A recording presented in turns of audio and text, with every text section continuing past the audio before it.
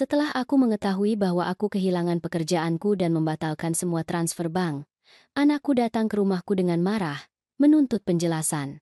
Beraninya ibu melakukan ini? Apa ibu sudah gila? Teriaknya sambil menghempaskan semua kertas dari meja ke lantai. Aku hanya berdiri diam, mengamatinya merusak ruang tamu seperti anak kecil yang sedang mengamuk. Tetapi kali ini, sesuatu di dalam diriku terasa berbeda. Dimas tidak menduga apa yang akan dilakukan oleh wanita pendiam ini selanjutnya. Karena, untuk pertama kalinya dalam 35 tahun, aku tidak akan meminta maaf, aku tidak akan mengalah, dan yang pasti, aku tidak akan lagi menjadi mesin ATM pribadinya. Aku memandangi anakku yang berdiri di hadapanku, dengan kemeja mahal yang aku belikan, sepatu bermerek yang aku bayar, berteriak padaku seolah aku adalah penjahat dalam kisah hidupnya. Ibu, jawab. Mengapa ibu membatalkan semua transfer itu? Ibu tahu betapa sulitnya posisi yang ibu ciptakan untukku? Setiap kata keluar dari mulutnya bagaikan tembakan peluru. Tetapi aku tetap di sana, diam, merasakan sesuatu di dadaku mengeras seiring berjalannya waktu. Dia mengharapkan air mata. Dia mengharapkan aku hancur, memohon ampun seperti yang selalu aku lakukan. Tetapi tidak hari ini. Hari ini, dia akan mendengarkan kebenaran yang sudah aku pendam selama puluhan tahun. Dimas, duduk, kataku dengan suara yang bahkan aku sendiri tidak kenali. Suara itu tegas, dingin, dan jauh. Anakku terdiam sejenak, seolah dia baru saja melihat orang asing alih-alih ibunya sendiri. Aku tidak mau duduk. Aku mau ibu jelaskan ada apa sebenarnya ini. Ibu kehilangan pekerjaan, dan bukannya memberitahu, ibu malah memotong semua uang? Ibu telah menjadi orang yang sangat egois. Egois. Kata itu terngiang di telingaku bagaikan sebuah tamparan. Aku, yang bekerja 70 jam seminggu selama 25 tahun. Aku, yang tidak pernah membeli gaun baru, karena setiap rupiah lebihan hanya untuknya. Aku, yang menanggung penghinaan yang bahkan tidak bisa dia bayangkan, hanya agar dia bisa hidup nyaman. Aku menarik napas dalam-dalam. Tanganku berhenti gemetar. Duduk, Dimas, atau keluar dari rumahku ini.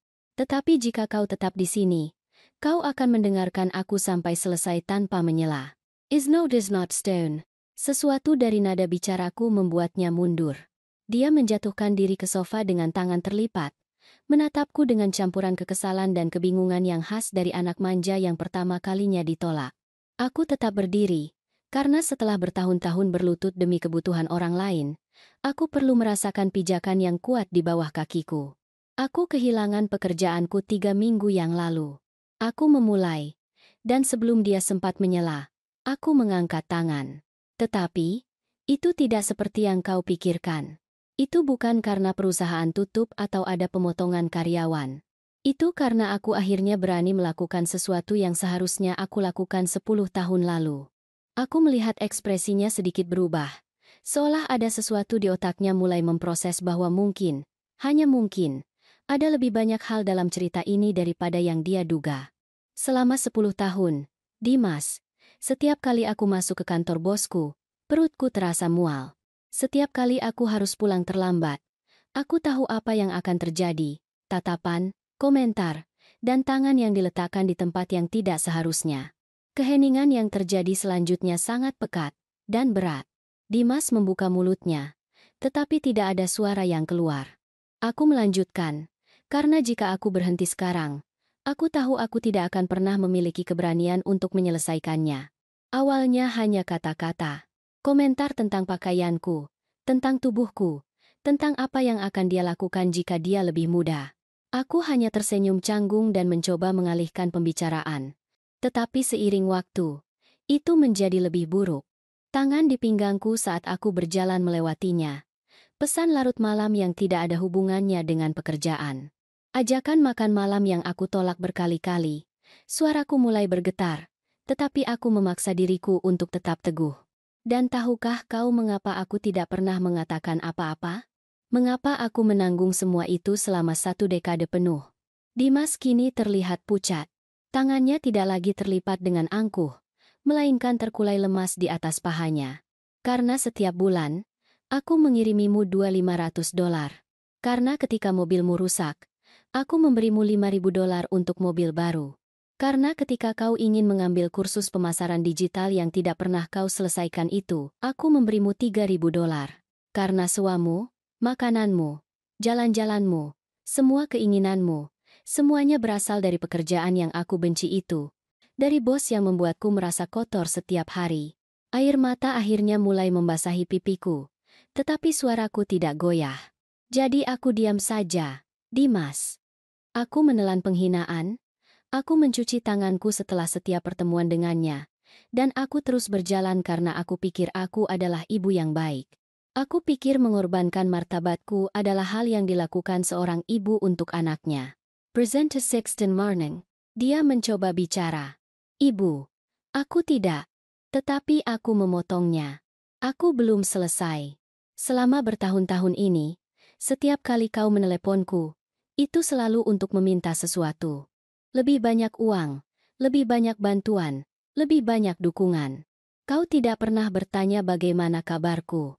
Kau tidak pernah memperhatikan lingkaran hitam di bawah mataku. Kau tidak pernah mempertanyakan mengapa aku selalu lelah atau mengapa aku berhenti tersenyum di foto. Kau hanya melihat rekening bank. Kau hanya melihat sosok ibu yang selalu mengatakan ya. Aku menyeka air mataku dengan punggung tangan. Sebulan yang lalu, bosku bertindak terlalu jauh. Dia memojokkanku di ruang arsip. Dan, ya, kali ini aku tidak diam saja. Aku berteriak. Aku mendorongnya. Dan keesokan harinya, aku mengajukan laporan resmi kepada bagian sumber daya manusia. Dimas kini memiliki mata berkaca-kaca. Tetapi aku tidak akan berhenti karena tangisannya. Tahukah kau apa yang terjadi? Aku yang dipecat. Mereka bilang aku menyebabkan masalah. Bahwa tidak ada cukup bukti. Bahwa itu hanya kata-kataku melawan seorang eksekutif yang sudah 20 tahun bekerja di perusahaan itu. Tawa pahit keluar dari tenggorokanku. Jadi ya, aku kehilangan pekerjaanku. Dan ya, aku membatalkan transfernya. Karena Dimas, usiaku 61 tahun. Aku tidak punya tabungan. Karena semua itu aku habiskan untukmu. Dan sekarang, aku butuh setiap sen untuk bertahan hidup, sambil mencari pekerjaan baru. Aku menatapnya lurus di mata. Jadi, wanita pendiam ini akhirnya angkat bicara. Dan yang akan dia lakukan selanjutnya adalah menjalani hidupnya sendiri, tanpa meminta maaf. Dimas tetap duduk di sofa. Tatapannya kosong ke lantai. Aku berharap dia mengatakan sesuatu, apapun. Tetapi keheningan menyebar di antara kami seperti jurang yang tidak ada yang tahu bagaimana menyeberanginya. Akhirnya, setelah apa yang terasa seperti keabadian, dia mendongak. Matanya merah, tetapi aku tidak yakin apakah itu karena rasa malu atau kemarahan yang tertahan. Ibu, aku tidak tahu apa-apa tentang itu. Bisiknya dengan suara yang hampir tidak aku kenali. Dia terdengar kecil, rentan, seperti anak laki-laki yang dulu. Sebelum dia menjadi pria yang hanya memikirkan dirinya sendiri. Kau tidak tahu karena kau tidak pernah bertanya. Jawabku tanpa melunakkan pukulan itu. Selama bertahun-tahun, aku meringkas hariku hanya dalam satu kalimat. Semua baik-baik saja, nak. Dan kau tidak pernah mempertanyakan apakah itu benar. Kau tidak pernah menyadari saat aku tiba di apartemenmu setelah bertemu dan tanganku gemetar. Kau tidak pernah melihat bagaimana aku menghindari pembicaraan tentang pekerjaanku. Kau terlalu sibuk menceritakan tentang rencana-rencanamu, impianmu, kebutuhanmu. Aku akhirnya duduk di kursi berlengan di hadapannya, merasakan kelelahan bertahun-tahun ini jatuh di pundakku seperti sebuah gunung. Dan aku membiarkannya. Dimas, aku membiarkanmu tumbuh, berpikir bahwa uang muncul secara ajaib. Bahwa ibu adalah sumber daya dan dukungan yang tak ada habisnya. Dia menyeka wajahnya dengan tangan, terengah-engah. Mengapa ibu tidak memberitahuku? Jika ibu menceritakan apa yang terjadi, aku pasti akan. Dia berhenti, karena kami berdua tahu bahwa kalimat itu tidak memiliki akhir yang jujur. Apa yang akan dia lakukan? Mencari pekerjaan, menolak uang, memaksaku berhenti meskipun itu berarti kehilangan gaya hidup yang sudah dia biasakan? Tidak. Dimas pasti akan mengatakan kata-kata manis. Dia akan menunjukkan kemarahan sesaat, tetapi pada akhir bulan, dia akan mengharapkan transfernya seperti biasa. Aku akan memberitahumu mengapa aku tidak memberitahumu. Suaraku terdengar lebih tenang sekarang, tetapi setiap kata membawa beban kebenaran. Karena ketika ayahmu meninggal, kau berusia 10 tahun. Dan aku melihatmu menangis di pemakamannya dengan setelan hitam yang kebesaran, berpegangan pada gaun kremku seolah itu adalah satu-satunya hal yang kokoh di duniamu. Dan pada saat itu, berdiri di samping makam Budi, aku membuat janji. Aku berjanji bahwa kau tidak akan pernah merasakan kekurangan, bahwa kau tidak perlu khawatir tentang uang seperti yang aku khawatirkan selama masa kecilku. Is never life to the reasons, and the leaf flanking cover. Air mata kembali membasahi wajahku, tetapi kali ini berbeda. Itu adalah air mata pembebasan, dari kebenaran yang akhirnya terucap. Aku tumbuh miskin, Dimas. Sangat miskin sehingga kadang-kadang aku makan sekali sehari agar saudara-saudaraku bisa makan malam. Aku melihat ibuku menua 30 tahun dalam 10 tahun karena pekerjaan dan kekhawatiran. Aku bersumpah anakku tidak akan pernah mengalami hal itu. Dimas kini menyembunyikan wajah di antara kedua tangannya. Tapi, Bu, aku. Dia mencoba bicara, tetapi aku melanjutkan. Jadi aku bekerja. Aku mendapatkan posisi manajer administrasi itu, menghasilkan $1.200 sebulan saat aku memulai. Aku naik menjadi 2.000, lalu 3.500. Setiap kenaikan gaji berarti lebih banyak tanggung jawab, lebih banyak jam kerja, lebih banyak waktu jauh dari rumah. Tetapi itu sepadan karena kau baik-baik saja. Kau punya pakaian baru setiap musim. Kau bisa pergi dengan teman-temanmu. Kau kuliah tanpa pinjaman mahasiswa. Suaraku sedikit bergetar. Aku membayar $45.000 untuk pendidikanmu, Dimas. $45.000 yang aku dapatkan dengan bekerja lembur. Menolak liburan. Tinggal di apartemen kecil yang sama ini.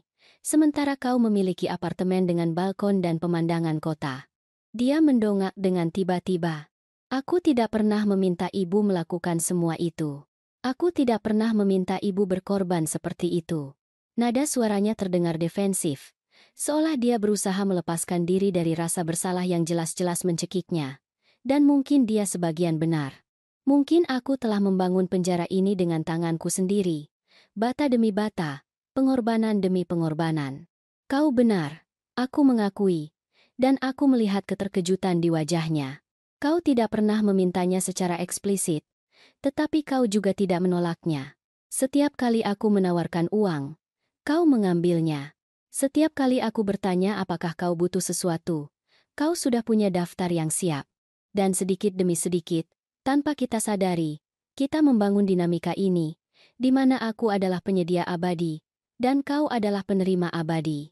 Aku bangkit dari sofa dan berjalan menuju jendela. Di luar, kehidupan berjalan normal. Orang-orang berjalan di jalan, mobil-mobil melintas. Dunia berputar tanpa mempedulikan drama keluarga kami. 3 minggu yang lalu, ketika aku keluar dari kantor itu untuk terakhir kalinya setelah dipecat, aku berjalan selama berjam-jam. Aku tidak ingin pulang. Aku tidak ingin menghadapi kenyataan atas apa yang telah hilang. Bayanganku di kaca menunjukkan seorang wanita yang lelah, dengan uban yang sudah tidak aku cat selama berbulan-bulan, dengan kerutan yang menunjukkan kekhawatiran dan malam tanpa tidur. Aku duduk di taman dan mengeluarkan ponselku. Aku memeriksa rekening bankku. Tahukah kau berapa banyak yang aku tabung setelah 25 tahun bekerja? Dimas. $800. $800 yang menyedihkan. Aku mendengar dia menarik napas tajam di belakangku. Tidak mungkin. Ibu mendapatkan gaji yang bagus. Bu, kemana perginya semua uang itu? Dia bangkit dari sofa, dan aku bisa merasakan kehadirannya mendekat. Uang itu untuk suamu sebesar $1.200 setiap bulan selama 8 tahun. Uang itu untuk studimu. Uang itu untuk perjalanan ke Eropa yang kau lakukan bersama teman-temanmu, di mana kau menghabiskan $4.000. Uang itu untuk keadaan darurat yang muncul setiap 2 bulan. Mobil, dokter gigi, pinjaman yang kau minta untuk bisnis kaos khususmu yang bangkrut dalam 3 bulan. Aku menyebutkan setiap hal tanpa berbalik, menjaga pandanganku ke jalan. Uang itu untuk setiap restoran mahal di mana kau bersikeras mengajakku untuk ulang tahunku, mengatakan bahwa kau yang akan mentraktir, Tetapi kau kehabisan uang di tengah bulan dan aku mengirimimu $500 ekstra. Uang itu untuk kehidupan yang ingin kau jalani, Dimas. Kehidupan yang tidak pernah kau kerjakan untuk membangunnya. Aku akhirnya berbalik untuk menghadapinya. Kami berdiri kurang dari 1 meter jaraknya. Dan aku membiarkan semuanya. Karena setiap kali aku melihatmu bahagia, setiap kali kau meneleponku dengan gembira menceritakan tentang sesuatu yang baru yang kau beli atau tempat yang akan kau kunjungi, aku merasa bahwa itu semua sepadan. Aku merasa aku adalah ibu yang aku rindukan ketika aku seusiamu. Ibu yang bisa memberikan anaknya semua yang tidak pernah dia miliki. Air mata mengalir di pipiku. Tetapi sementara aku memberimu segalanya, aku tidak menyisakan apa-apa untuk diriku sendiri. Tanpa tabungan, tanpa martabat, tanpa masa depan. Dan yang terburuk adalah, aku meyakinkan diriku bahwa itu adalah cinta. Bahwa menghancurkan diriku sendiri untuk membangunmu adalah hal yang dilakukan oleh ibu yang baik. Dimas mundur seolah kata-kataku adalah pukulan fisik. Dia menjatuhkan diri kembali ke sofa. Tetapi kali ini postur tubuhnya benar-benar berbeda. Tidak ada lagi kemarahan di pundaknya. Hanya beban tak terlihat yang tampaknya menghimpitnya. Aku tidak percaya bahwa aku telah begitu buta, gumamnya, lebih kepada dirinya sendiri daripada kepadaku. Tetapi aku belum siap untuk menghiburnya. Aku telah menyimpan kata-kata ini terlalu lama, dan aku perlu mengeluarkan semuanya sebelum aku menelan kembali kebenaran karena rasa kasihan atau rasa bersalah sebagai ibu. Tahukah kau kapan terakhir kali aku membeli sesuatu untuk diriku sendiri? Tanyaku, dan aku tidak menunggu jawabannya. 4 tahun lalu. Gaun berwarna gading yang aku temukan di toko barang bekas seharga $20. Aku merasa sangat bersalah atas pengeluaran itu, sehingga selama 2 minggu aku hanya makan nasi dan kacang-kacangan untuk menggantinya. Aku berjalan ke kamarku dan membuka lemari di depannya. Lihat, Dimas, lihat pakaianku. Hitung berapa banyak pakaian yang aku punya. Hitung berapa banyak yang usianya tidak lebih dari 5 tahun. Hitung berapa banyak yang aku beli baru dan bukan diskon atau bekas. Pibelius.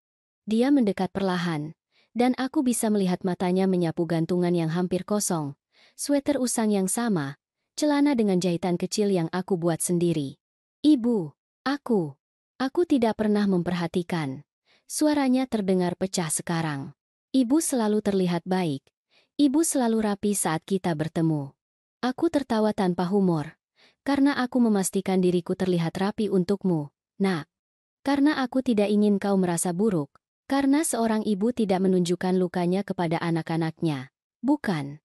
Seorang ibu harus kuat, tak tergoyahkan, tak terbatas. Aku menutup lemari lebih keras dari yang diperlukan. Tetapi aku tidak tak terbatas, Dimas. Aku manusia. Aku berusia 61 tahun. Tubuhku sakit karena bertahun-tahun bekerja. Punggungku rusak karena duduk di kantor sialan itu, dan tanganku gemetar di malam hari karena stres yang menumpuk. Kami kembali ke ruang tamu. Suasana dipenuhi ketegangan yang berbeda sekarang, bukan konfrontasi, melainkan pengakuan yang menyakitkan. Dimas duduk di tepi sofa, membungkuk ke depan dengan siku di lutut. Mengapa sekarang, Bu? Mengapa menunggu sampai ibu kehilangan segalanya untuk memberitahuku kebenarannya? Pertanyaannya valid. Dan dia pantas mendapatkan jawaban yang jujur. Aku duduk di depannya, merasakan kelelahan bertahun-tahun di setiap tulang tubuhku, karena aku perlu mencapai titik terendah untuk menyadari bahwa aku telah menggali kuburanku sendiri. Ketika aku dipecat dan aku memeriksa rekening bank yang kosong itu, sesuatu di dalam diriku hancur. Atau lebih tepatnya, sesuatu terbangun. Sore itu di taman, setelah berjalan tanpa tujuan, aku duduk di samping seorang wanita tua yang sedang memberi makan merpati. Dia menatapku dan bertanya apakah aku baik-baik saja. Aku, yang tidak pernah menangis di depan orang asing, roboh. Aku menceritakan semuanya. Tentang pekerjaan, tentang pelecehan, tentang dirimu, tentang bagaimana aku mencapai titik ini. Aku ingat saat itu dengan kejelasan yang menyakitkan. Tahukah kau apa yang dia katakan kepadaku? Dia berkata, Nak, anak-anak tidak membutuhkan ibu yang berkorban sampai menghilang. Mereka membutuhkan contoh kekuatan, batasan, dan harga diri. Apa yang sedang kau ajarkan kepada anakmu? bahwa cinta berarti menghancurkan diri sendiri, bahwa memberi sampai tidak memiliki apa-apa adalah kebajikan. Kata-kata itu seperti siraman air dingin. Aku pulang hari itu, dan untuk pertama kalinya dalam 25 tahun, aku bertanya pada diriku sendiri, siapakah aku tanpa peran sebagai ibu penyedia? Apa yang tersisa dari Siti setelah memberi segalanya? Dimas kini meneteskan air mata di wajahnya. Aku telah menghancurkan hidup ibu. Dia mengatakannya dengan keyakinan sedemikian rupa sehingga hampir membuatku menyerah. Hampir membuatku memeluknya dan mengatakan bahwa tidak. Semuanya baik-baik saja. Bahwa ibu akan selalu memaafkan segalanya. Hampir. Tetapi aku tidak melakukannya. Kau tidak menghancurkan hidupku, Dimas. Aku membuat pilihan-pilihanku sendiri. Tetapi kau berpartisipasi di dalamnya tanpa mempertanyakannya, tanpa melihat di balik kenyamananmu. Dan sekarang, kita berdua harus hidup dengan konsekuensinya. Aku menarik napas dalam-dalam. Ketika aku membatalkan transfer, aku tahu kau akan datang. Aku tahu kau akan marah. Aku mempersiapkan momen ini selama berhari-hari, menulis dalam pikiranku semua yang akan aku katakan kepadamu, karena kau perlu mendengarnya. Dan aku perlu mengatakannya. Tetapi aku perlu kau mengerti sesuatu yang sangat penting. Aku melanjutkan, membungkuk ke depan untuk memastikan setiap kata tertanam. Aku tidak melakukan ini untuk menghukummu. Aku tidak membatalkan uangmu karena balas dendam atau dendam. Aku melakukannya untuk bertahan hidup. Aku harus mencari pekerjaan. Dan pada usiaku, itu tidak mudah. Perusahaan melihat riwayat hidupku dan melihat, terlalu tua. Terlalu mahal, dekat dengan pensiun. Aku harus membayar sewa, makanan, obat-obatan. Dunia tidak berhenti hanya karena aku akhirnya memutuskan untuk memprioritaskan diriku sendiri. It's better to do the sign define base C, and then really do the sign have a K. This when the base is a variance. Aku melihat dia mengangguk perlahan, memproses informasi yang jelas-jelas tidak pernah dia pertimbangkan. Dan ya, sebagian dari diriku merasa ketakutan. Takut tidak mendapatkan pekerjaan. Berakhir di jalan. Karena telah mengorbankan segalanya demi sia-sia. Tetapi sebagian yang lain, sebagian yang baru lahir setelah 61 tahun, merasa bebas. Aku bangkit dan pergi ke dapur untuk mengambil segelas air. Tanganku masih sedikit gemetar. Tetapi itu berbeda. Itu bukan getaran ketakutan atau kecemasan. Itu adalah getaran adrenalin karena telah mengatakan kebenaran yang selama bertahun-tahun terkubur. Dimas mengikutiku dengan tatapannya. Apa yang akan ibu lakukan sekarang? Tanyanya dengan suara pelan. Apa yang akan aku lakukan? Aku mengulangi pertanyaan itu seolah itu adalah pertama kalinya aku memikirkannya. Meskipun kenyataannya aku tidak memikirkan hal lain selama 3 minggu. Aku akan mencari pekerjaan. Pekerjaan apapun. Aku sudah mengirimkan riwayat hidupku ke 20 tempat. Toko, kantor, resepsionis. Aku tidak bisa bersikap pilih-pilih. Aku juga membatalkan layanan yang tidak aku butuhkan. Kabel TV, yang harganya $80 sebulan. Paket telepon tak terbatasku.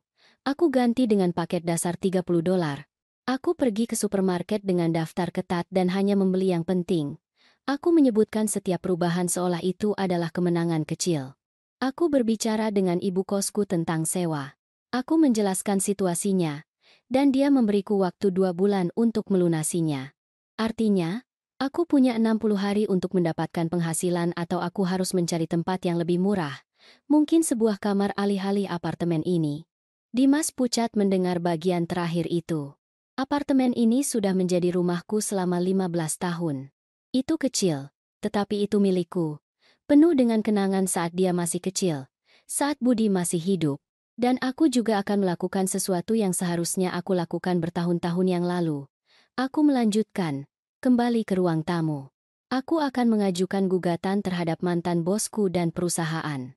Rina, tetanggaku yang seorang pengacara, membantuku mengumpulkan bukti. Aku menyimpan email, pesan, aku punya saksi yang melihat situasi canggung. Aku tidak tahu apakah aku akan menang. Mungkin tidak. Tetapi setidaknya akan ada catatan tentang apa yang dilakukan pria itu. Setidaknya wanita berikutnya yang melapor akan memiliki kasusku sebagai presiden. Aku melihat kilatan kebanggaan di mata Dimas. Kecil tetapi ada. Itu hebat, Bu. Itu sangat berani. Aku mengangkat bahu. Ini bukan keberanian. Ini kebutuhan. Dan mungkin sedikit kemarahan yang akhirnya menemukan saluran yang produktif. Keheningan kembali menyelimuti kami. Tetapi kali ini berbeda. Itu bukan keheningan tegang di awal, melainkan sesuatu yang lebih reflektif, lebih nyata. Dimas mengusap wajahnya dengan kedua tangan, seolah mencoba bangun dari mimpi buruk. Aku tidak tahu harus berkata apa, Bu. Semua yang aku pikir aku tahu tentang kita, tentang ibu, tentang hidupku, adalah kebohongan. Suaranya bergetar di setiap kata. Itu bukan kebohongan, Dimas. Itu adalah setengah kebenaran. Bagian yang aku ingin kau lihat. Bagian yang indah. Bagian di mana ibu kuat dan tak tergoyahkan. Tetapi setengah kebenaran adalah kebohongan yang paling berbahaya karena kita meyakinkan diri kita bahwa itu adalah keseluruhan. Aku duduk lagi, merasakan energi yang telah menopangku selama konfrontasi ini mulai memudar. Selama bertahun-tahun, aku membangun citra ibu yang sempurna ini. Ibu yang tidak pernah mengeluh, yang selalu punya uang, yang menyelesaikan semua masalah, dan kau tumbuh percaya bahwa itu adalah aku. Siti yang utuh. Tetapi ada Siti lain yang tidak pernah kau kenal. Aku melanjutkan, dan suaraku melembut karena kesedihan. Siti yang menangis di kamar mandi kantor setelah bosnya mengatakan betapa bagusnya dia terlihat dengan rok ketat itu. Siti yang membuat alasan untuk tidak pergi ke makan malam perusahaan karena dia tahu dia akan berakhir duduk di sampingnya, merasakan tangannya di kakiku di bawah meja. Siti yang pulang dan mandi, menggosok kulitnya sampai hampir berdarah, mencoba untuk merasa bersih lagi. Air mata kembali, sunyi tetapi terus-menerus. Siti itu minum pil tidur karena mimpi buruk tidak membiarkannya beristirahat. Siti itu kehilangan 12 kilogram dalam 6 bulan karena stres dan kecemasan. Siti itu menderita sakit maag yang kata dokter karena gugup. Tetapi Siti itu tidak pernah meneleponmu untuk menceritakan semua itu karena dia tidak ingin membuatmu khawatir. Karena kau punya masalahmu sendiri. Karena ibu tidak seharusnya menunjukkan kelemahan. Dimas benar-benar diam, seperti patung garam. Ya Tuhan, Bu, bagaimana aku bisa begitu buta? Aku selalu menelepon ibu untuk menceritakan masalah-masalah bodohku. Bosku menatapku dengan buruk. Teman sekamarku menjengkelkan. Mobilku mengeluarkan suara aneh. Betapa tidak pentingnya semua itu dibandingkan dengan apa yang ibu alami? Dia menyeka rambutnya dengan kedua tangan. Putus asa. Dan aku hanya mengambil, dan mengambil. Aku tidak pernah memberikan apapun sebagai imbalan, bahkan perhatian sejati. Kata-katanya benar, tetapi mendengarnya dari mulutnya membuat hatiku sakit dengan cara yang berbeda. Aku tidak butuh kau tahu, Dimas. Atau setidaknya itulah yang aku katakan pada diriku sendiri. Aku meyakinkan diriku bahwa melindungimu dari kenyataanku adalah cinta. Bahwa selama kau bahagia, penderitaanku memiliki tujuan. Kau ingat ketika kau berusia 25 tahun? Tanyaku tiba-tiba, mengubah topik. Dia mengangguk bingung. Kau memintaku untuk membantumu dengan uang muka mobilmu. $3.500. Kau bilang itu penting. Kau butuh kendaraan yang andal untuk pekerjaanmu. Dimas pucat karena dia jelas ingat apa yang terjadi selanjutnya. Aku memberimu uang itu. Aku mengosongkan rekening tabungan daruratku. Satu-satunya $3.800 yang berhasil aku kumpulkan dalam 2 tahun. Aku bilang padamu jangan khawatir.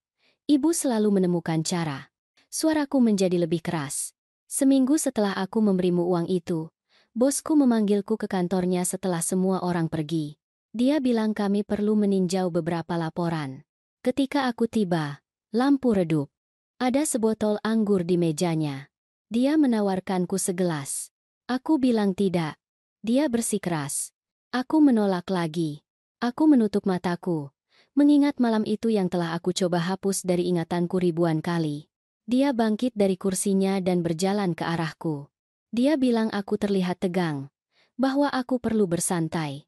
Dia meletakkan tangannya di pundakku. Aku lumpuh. Aku tidak bisa bergerak. Aku tidak bisa bicara. Tubuhku mati begitu saja sebagai mekanisme pertahanan. Air mata mengalir deras sekarang. Dia berhasil menciumku sebelum aku bereaksi. Dia berhasil memasukkan lidahnya ke mulutku sebelum aku mendorongnya dengan sekuat tenaga. Aku lari dari kantor itu. Aku mengambil tasku dan mengemudi pulang. Gemetar begitu hebatnya sehingga aku hampir menabrak 3 kali. Aku membuka mataku dan menatap lurus ke arah Dimas. Malam itu aku berpikir untuk berhenti. Aku berpikir untuk melaporkannya. Aku memikirkan 1000 hal. Tetapi kemudian aku ingat bahwa aku baru saja memberimu tabungan terakhirku. Aku ingat sewa apartemenmu jatuh tempo dalam 2 minggu. Aku ingat bahwa aku adalah satu-satunya yang kau miliki. Jadi, keesokan harinya, aku kembali ke kantor itu, duduk di mejaku, dan bertingkah seolah tidak terjadi apa-apa.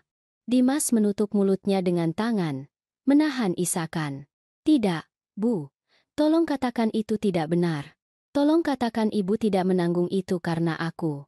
Kecemasannya terasa, memenuhi seluruh ruangan seperti gas beracun. Itu bukan salahmu, Dimas. Itu adalah keputusanku. Keputusan yang mengerikan, merusak diri sendiri, tetapi milikku pada akhirnya. Aku menyeka air mataku dengan lengan sweater lamaku. Setelah malam itu, dia tahu dia bisa melakukan apa saja. Dia tahu aku tidak akan melaporkannya, bahwa aku terlalu butuh pekerjaan itu. Jadi, dia melanjutkan. Tidak setiap hari, tidak secara terang-terangan, tetapi cukup untuk membuatku dalam keadaan waspada yang konstan, ketakutan, jijik pada diriku sendiri karena membiarkannya. Suaraku benar-benar pecah. Aku menjadi bayangan. Aku pergi bekerja, melakukan tugasku, menghindari bosku sebaik mungkin, menerima gaji, mengirimkan uangmu, dan mengulangi siklusnya. Bulan demi bulan, tahun demi tahun. Hari aku akhirnya melaporkannya adalah tepat sebulan yang lalu. Dia memanggilku lagi setelah jam kerja. Tetapi kali ini aku sudah siap. Aku membawa ponselku merekam di saku jaketku. Ketika dia mencoba menyentuhku, ketika dia mengatakan semua hal menjijikan yang selalu dia katakan, aku merekam semuanya. Senyum pahit melintas di wajahku. Aku pikir rekaman itu akan menjadi keselamatanku. Aku pikir akhirnya keadilan akan datang. Aku pergi ke sumber daya manusia keesokan harinya, meletakkan rekaman itu di atas meja direktur, dan menunggu. Dimas membungkuk ke depan. Apa yang terjadi? Pertanyaannya hanya berupa bisikan. Direktur mendengarkan 30 detik dan menghentikan rekaman. Dia bilang merekam tanpa izin itu ilegal di negara bagian kami. Bahwa aku telah melanggar kebijakan privasi perusahaan. Bahwa bosku bisa menuntutku karena pencemaran nama baik. Aku duduk di kantor itu, merasakan duniaku runtuh. Aku bertanya kepadanya apa yang akan terjadi dengan laporanku. Dengan semua yang telah dilakukan pria itu kepadaku selama 10 tahun. Tahukah kau apa yang dia jawab? Kemarahan kembali ke suaraku. Dia bilang itu situasi yang rumit, bahwa bosku adalah karyawan yang berharga, bahwa tidak ada saksi atas tuduhanku, dan yang terbaik untuk semuanya adalah jika aku mempertimbangkan mencari peluang di tempat lain. Dia menawariku 3 bulan gaji sebagai pesangon jika aku menandatangani perjanjian kerahasiaan. Dimas memukul lengan sofa dengan tinjunya. Itu ilegal. Itu pemecatan yang tidak adil. Itu. Aku memotongnya. Itu dunia nyata, nak. Itu yang terjadi ketika seorang wanita berusia 61 tahun menuduh seorang eksekutif penting. Itu alasan mengapa begitu banyak dari kami tetap diam. Aku tidak menandatangani perjanjian itu. Aku bilang pada mereka untuk mengambil uang dan kerahasiaan mereka. Aku keluar dari kantor itu dengan kepala tegak. Tetapi di dalam, aku hancur. Aku menarik napas dalam-dalam, mencoba menenangkan getaran dalam suaraku. Rina meyakinkanku untuk mencari pengacara. Kami menemukan satu yang menangani kasus pelecehan di tempat kerja. Dia sedang meninjau semuanya, tetapi dia memperingatkanku bahwa prosesnya akan panjang, menguras emosi, dan aku mungkin tidak akan menang. Perusahaan memiliki tim hukum yang besar. Aku punya kata-kataku dan rekaman yang secara teknis aku dapatkan secara ilegal. Aku mengangkat bahu dengan lelah, tetapi setidaknya aku mencoba. Setidaknya kali ini aku tidak diam karena takut atau karena kenyamanan. Kali ini aku memilih martabatku daripada keamanan finansial. Dimas bangkit dan mulai mondar-mandir di ruang tamu. Aku perlu melakukan sesuatu. Aku perlu membantu ibu. Aku bisa bersaksi. Aku bisa. Aku menggelengkan kepala. Kau tidak bisa melakukan apa-apa, Dimas. Kau tidak pernah ada di sana. Kau tidak tahu apa-apa secara langsung. Dan jujur, aku tidak ingin kau terlibat. Ini adalah pertempuranku, yang seharusnya aku lawan bertahun-tahun yang lalu. Can be another's Sundance. And then dance. With kind. Dia berhenti di depanku, dengan mata merah dan bengkak. Tetapi aku bisa membantu dengan uang. Aku bisa mengembalikan semua yang ibu berikan kepadaku.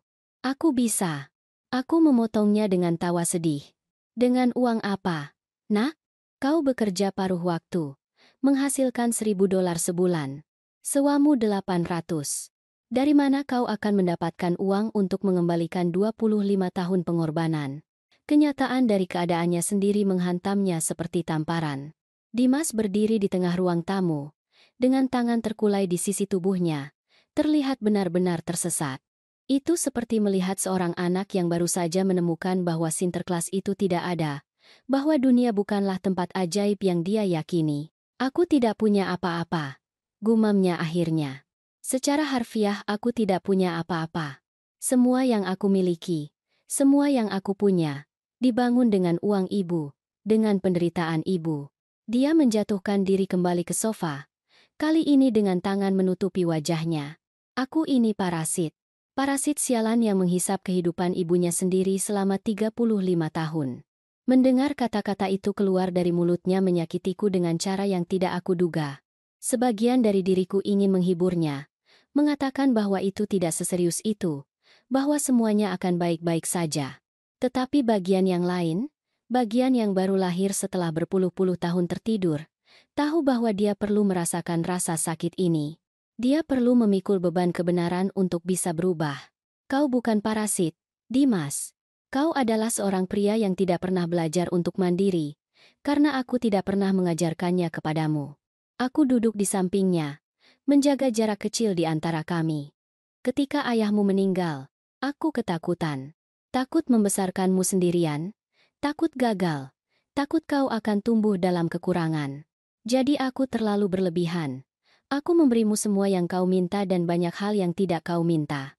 Aku melindungimu dari setiap kesulitan, dari setiap konsekuensi, dari setiap pelajaran keras yang coba diajarkan kehidupan kepadamu. Aku menghela napas dalam-dalam. Kau ingat ketika kau berusia 16 tahun dan menabrak mobil pinjaman temanmu? Kau bilang kau akan bekerja sepanjang musim panas untuk membayar perbaikan. Tetapi pada minggu kedua, kau mengeluh tentang betapa beratnya pekerjaan itu, betapa pagi kau harus bangun. Dan aku, seperti orang bodoh, membayar $2.000 yang tersisa karena aku tidak tahan melihatmu tidak bahagia. Dimas mengangkat kepalanya perlahan. Aku benar-benar lupa itu. Suaranya terdengar hampa. Tentu saja kau lupa, karena itu tidak memiliki konsekuensi nyata bagimu. Ibu selalu menyelamatkan Dimas. Selalu ada jaring pengaman. Aku berbalik untuk menatapnya lurus. Aku gagal padamu, nak. Bukan dengan memberimu uang atau dukungan, tetapi dengan tidak mengajarkanmu perbedaan antara bantuan dan ketergantungan. Dengan tidak membiarkanmu jatuh dan belajar bangkit sendiri. Dengan membuatmu percaya bahwa dunia berutang padamu apa yang aku berikan kepadamu karena cinta. Air mata mengalir diam-diam di wajahnya. Dan sekarang, bagaimana aku memperbaiki ini? Bagaimana aku menjadi orang yang berbeda pada usia 35 tahun? Itu adalah pertanyaan yang tulus, penuh keputusasaan dan kebingungan. Itu adalah jalanmu untuk mencari tahu, Dimas. Aku tidak bisa memberimu jawaban kali ini. Aku tidak bisa menyelamatkanmu dari situasi ini. Kau harus memutuskan siapa yang ingin kau jadikan dirimu. It's no make now life Jesus. Keheningan yang terjadi selanjutnya panjang, berat, penuh dengan kata-kata yang tidak terucapkan dan kebenaran yang dihindari selama bertahun-tahun. Akhirnya, Dimas berbicara dengan suara yang hampir tidak aku kenali. Ketika aku datang ke sini hari ini, aku marah. Aku pikir ibu telah mengkhianatiku, bahwa ibu telah menghancurkan hidupku karena egois. Dia menyeka air matanya dengan punggung tangan. Aku mengemudi ke sini sambil mengulangi dalam pikiranku semua yang akan aku katakan kepada ibu. Bagaimana aku akan meneriaki ibu? Bagaimana aku akan membuat ibu merasa bersalah? Bagaimana aku akan memaksa ibu untuk terus mengirimiku uang? Tawa pahit keluar dari bibirnya. Aku bahkan berpikir untuk mengancam ibu bahwa aku tidak akan pernah bicara lagi jika ibu tidak mengembalikan transfernya. Anak macam apa yang berpikir seperti itu tentang ibunya? Bukan. Tanganku mengepal di pangkuanku.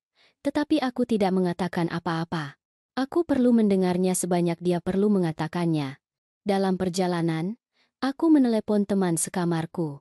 Aku bilang padanya bahwa aku mungkin tidak bisa membayar bagian suaku bulan ini. Tahukah kau apa yang dia katakan kepadaku? Dimas menatapku dengan mata penuh rasa malu. Dia bilang, "Bro, kau sudah 35 tahun. Kapan kau akan mendapatkan pekerjaan yang nyata dan berhenti hidup dari uang ibumu?" Aku marah. Aku berteriak padanya bahwa dia tidak mengerti situasiku, bahwa aku sedang membangun merek pribadiku, bahwa pekerjaan lepas tidak stabil. Tetapi jauh di lubuk hati, kata-katanya membakarku karena aku tahu dia benar. Aku telah bermain menjadi pengusaha selama bertahun-tahun. Butuh melakukan pekerjaan kecil di sana-sini, menghasilkan cukup uang untuk mengatakan bahwa aku punya penghasilan, tetapi tahu bahwa pada akhir bulan, transfer ibu akan menutupi segalanya. Aku tidak pernah benar-benar harus berusaha. Aku tidak pernah harus mengorbankan apapun. Lihat aku, dia melanjutkan, dan ada nada jijik dalam suaranya yang ditujukan pada dirinya sendiri. Aku punya gelar sarjana yang menelan biaya 45. Aku golar dan aku bekerja paruh waktu mendesain logo seharga $100 setiap satu. Aku punya apartemen yang tidak bisa aku bayar. Aku punya mobil yang hampir ditarik karena aku menunggak 2 kali bayar dan aku selalu berpikir ibu akan menyelamatkanku. Aku punya pakaian bermerek di lemariku, tetapi aku tidak punya makanan di kulkas karena aku selalu makan di luar. Dan yang terburuk dari semuanya, suaranya pecah sepenuhnya, adalah bahwa aku tidak pernah bertanya dari mana uang itu berasal. Aku tidak pernah mempertanyakan apakah ibu punya cukup.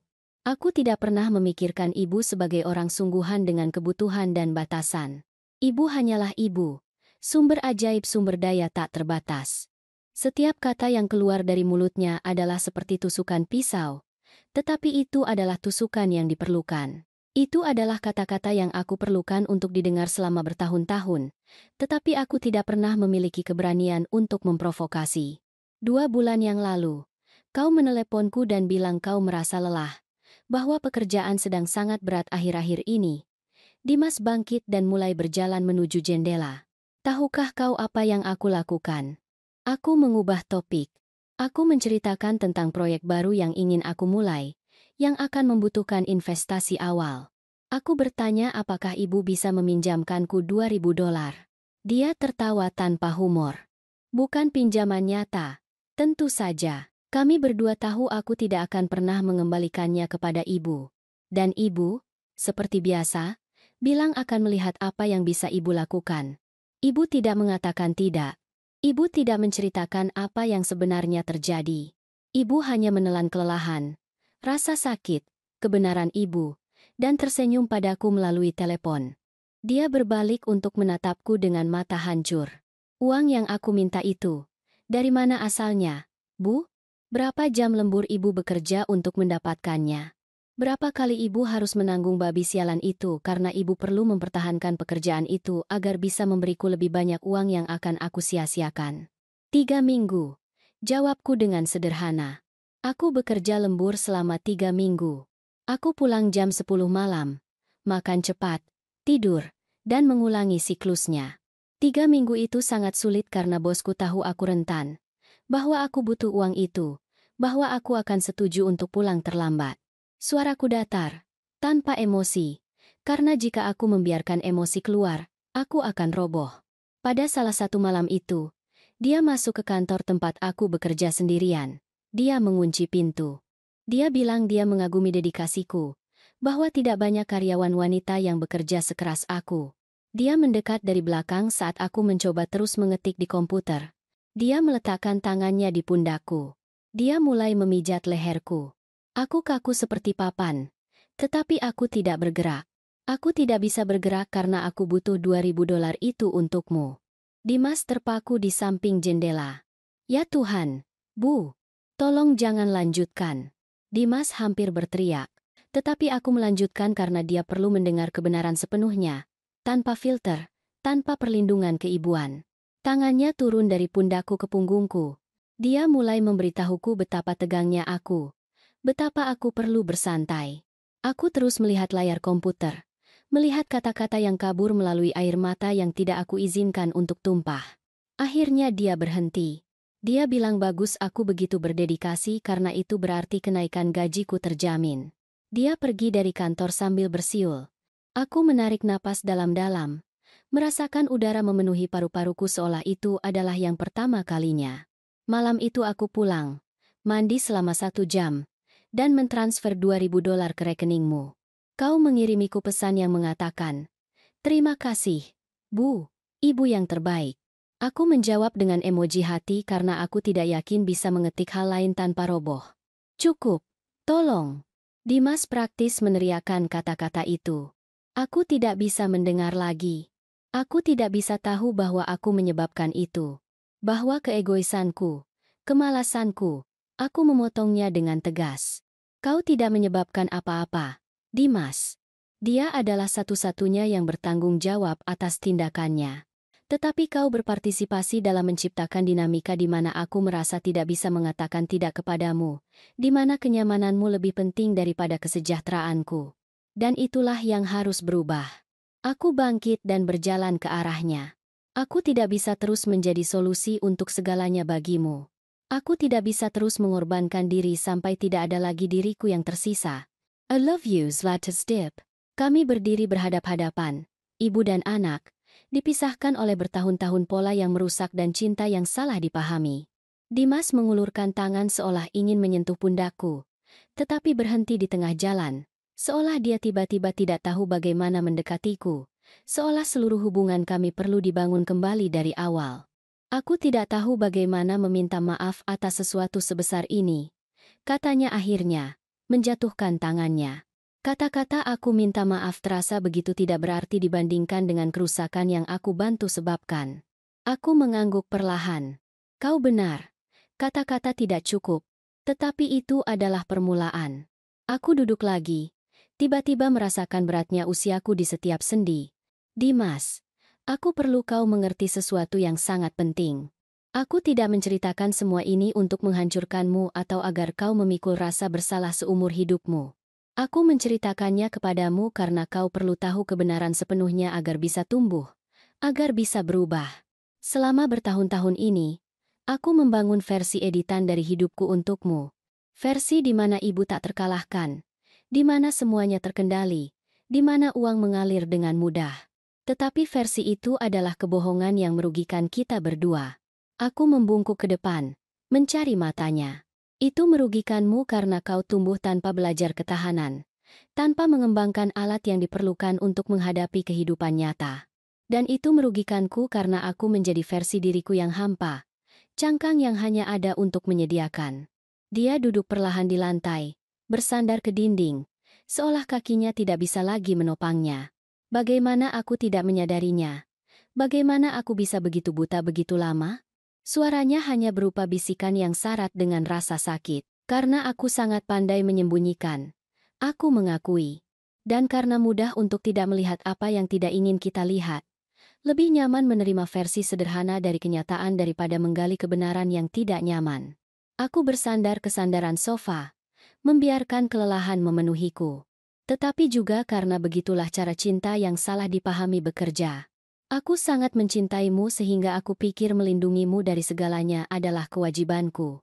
Dan kau, tanpa kau sadari, belajar menerima cinta itu tanpa mempertanyakannya, tanpa melihat harga yang aku bayar. Jam di dinding menunjukkan pukul 8 malam. Kami telah berbicara selama lebih dari 3 jam, tetapi rasanya seperti seumur hidup telah berlalu. Kau lapar? Tanyaku tiba-tiba, dan pertanyaan itu mengejutkannya. Dia berkedip bingung. Apa? Tidak, aku tidak tahu. Aku belum memikirkan itu. Aku bangkit dan pergi ke dapur. Aku akan membuat sesuatu yang sederhana. Pasta dengan saus tomat. Hanya itu yang aku punya. Aku membuka lemari dan mengeluarkan sebungkus pasta murah. Kaleng tomat yang dihancurkan. Bawang putih yang mulai bertunas. Dimas mengikutiku ke dapur, mengamati setiap gerakan. Bu, ibu tidak perlu memasak untukku.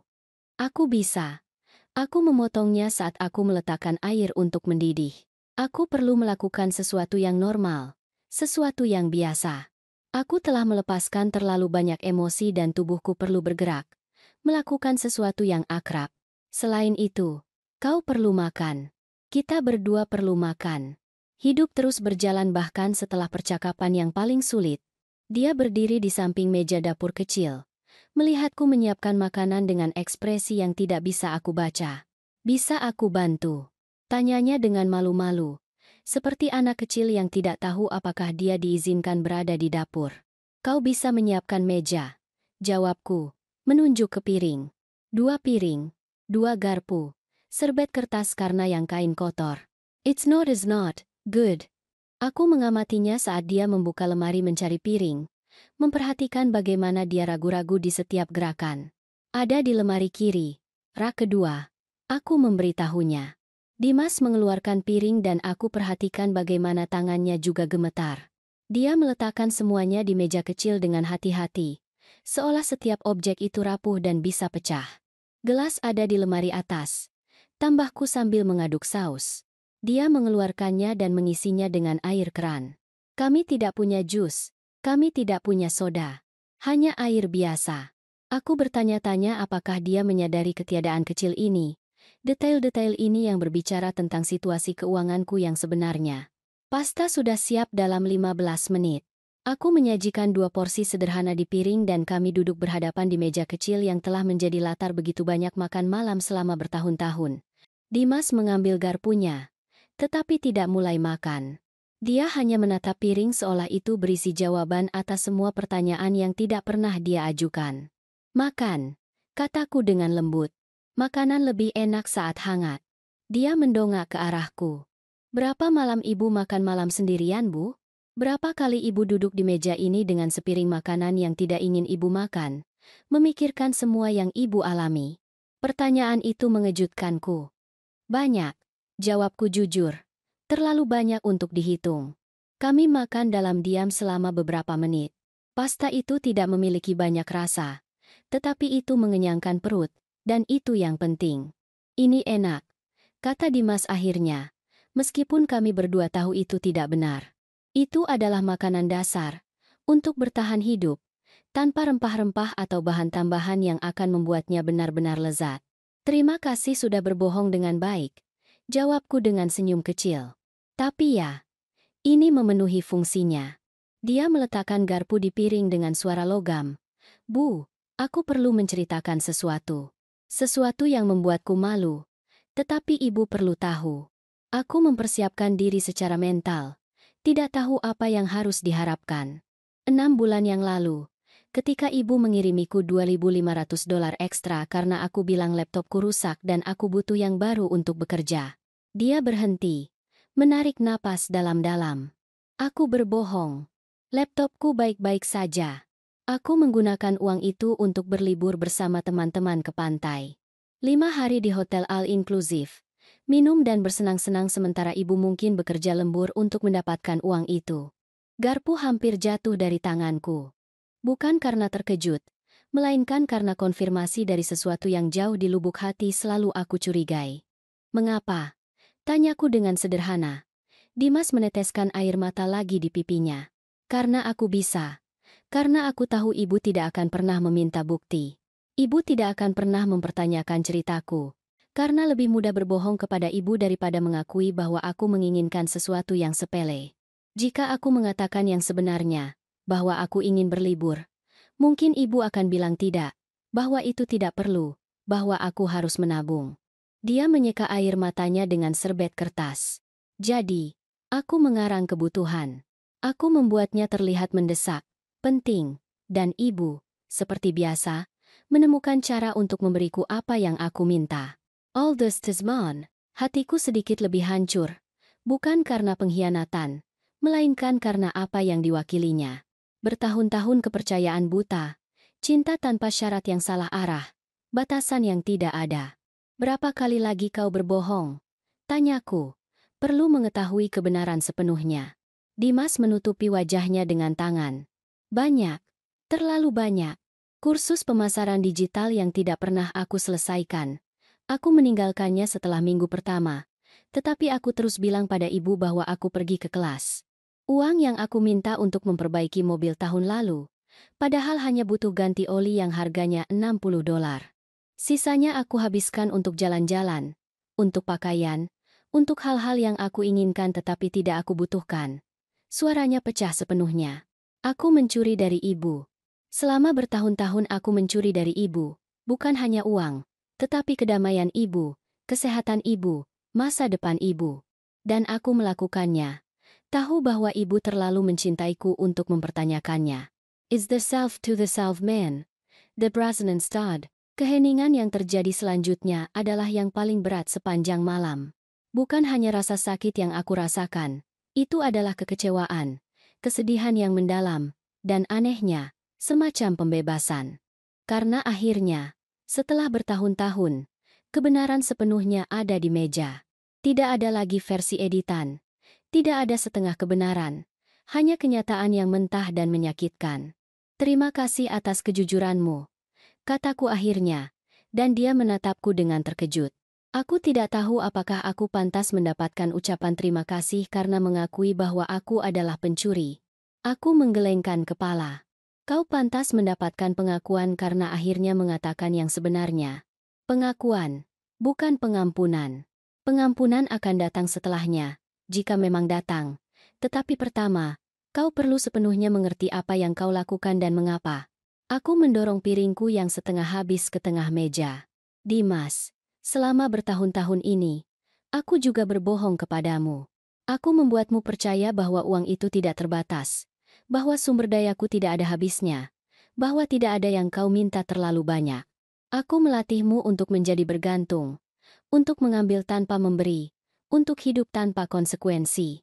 Aku menatapnya lurus di mata. Jadi ya, kau membuat keputusan yang mengerikan. Kau berbohong. Kau memanipulasi. Kau mengambil keuntungan. Tetapi aku menciptakan lingkungan di mana keputusan itu mungkin terjadi. Aku menghilangkan semua batasan yang seharusnya mengajarkanmu batasan. Itu tidak membebaskanku dari tanggung jawab.